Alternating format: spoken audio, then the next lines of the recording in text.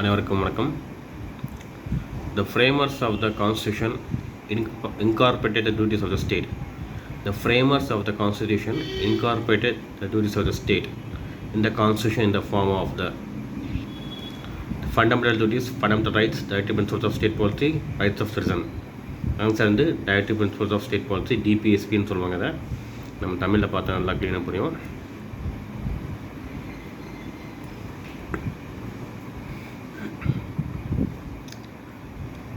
அரசியலமைப்பை உருவாக்கியவர்கள் அரசின் கடமைகளாக அரசியலமைப்பில் இந்த வடிவத்தில் சேர்த்தனர்.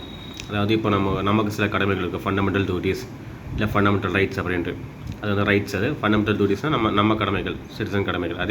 அதே போல் அரசின் கடமைகள் அப்படின்ட்டு சில விஷயங்கள் இருக்குது.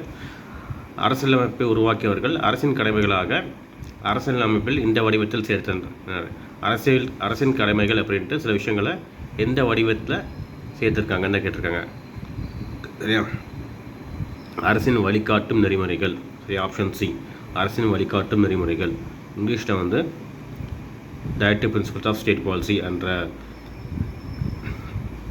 அப்படின்ற விஷயம் இருக்குது. அதில் வந்து நம்ம அரசாங்கம் என்ன மாதிரி செயல்படணும், ஒரு வெல்ஃபேர் ஸ்டேட் எப்படி செயல்படணுன்றதை தெளிவாக எக்ஸ்பிளைன் பண்ணியிருப்பாங்க, கொடுத்துருப்பாங்க.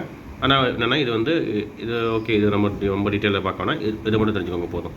டைரக்டிவ் பிரின்சிபல்ஸ் ஆஃப் ஸ்டேட் பாலிசினா டியூட்டிஸ் ஆஃப் ஸ்டேட். ஸோ ஒரு நாடு இல்லை ஒரு கவர்மெண்ட் எப்படி நடந்துக்கணுன்றதை தெளிவாக விளக்கியிருப்பாங்க. நன்றி, வணக்கம்.